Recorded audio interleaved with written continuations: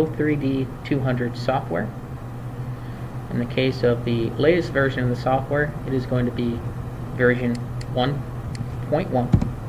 I'm going to start out by connecting to the unit as if it is the first time. If you have not changed your network connection to a static IP yet, you will need to do so before continuing on in the video.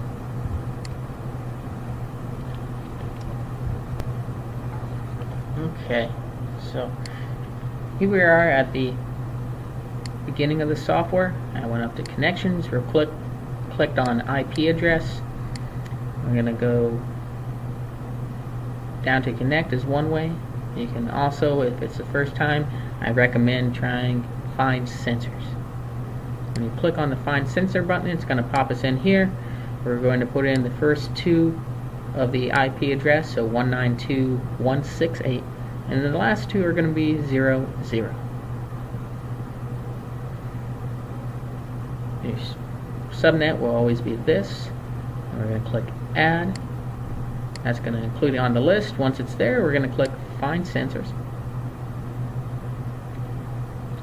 And just a moment, there we go.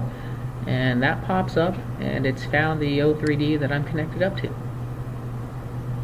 So let's come down and let's connect to this.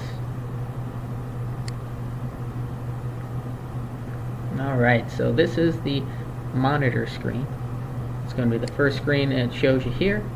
And I went down here, and we can change the image around. And in this case, we're looking at the perspective mode. The blue there is my floor. I'm going to toss a box in here. You'll notice on the left-hand side there, that's actually my desk. It's a little bit close to the O3D image there, but it works regardless of giving us a good shot of the box.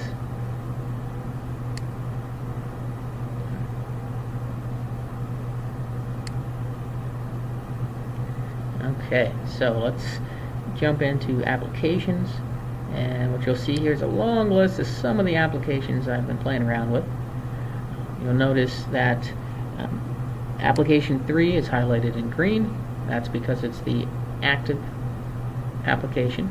There's an activate button over there, so I can go up to 2, activate it, have that turn green instead. But in the case of today, we want to take a look at application 3. As a side note, you can actually download the application from the O3D and save it onto your desktop. There's also this upload button that allows you to take a saved document and send it to a new O3D.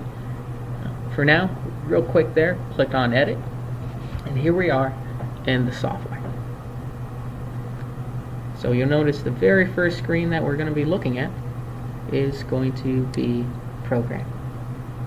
And you'll see here there's a list of 7 different options here that are going to allow you to select how you want to view your data. So let's go over this list. Let's take a quick moment and stop, and I'll describe each one in brief detail. Now, our first option is going to be volume.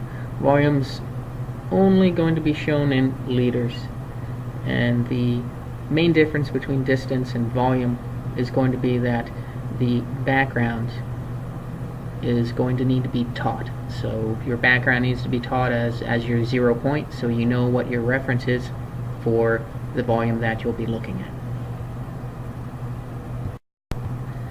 The second choice is going to be min distance, and this one's pretty straightforward.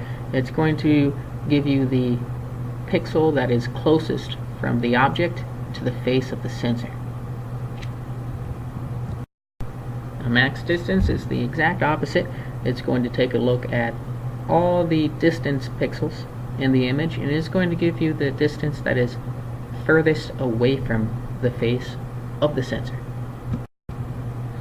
Average distance is basically taking all the pixels in the region that we're looking at, and we're doing an average of that distance. Now for levels a little bit like volume to start out with. We are going to be teaching our background, or in the case of what we'll be doing today, the floor will be our background. And level, once you teach the background as your 0 point, min level means that the smallest distance from the top of an object to your background, or in this case the floor, is going to be the number that you will see. Max level is going to give you the largest distance between your background and the top of the object.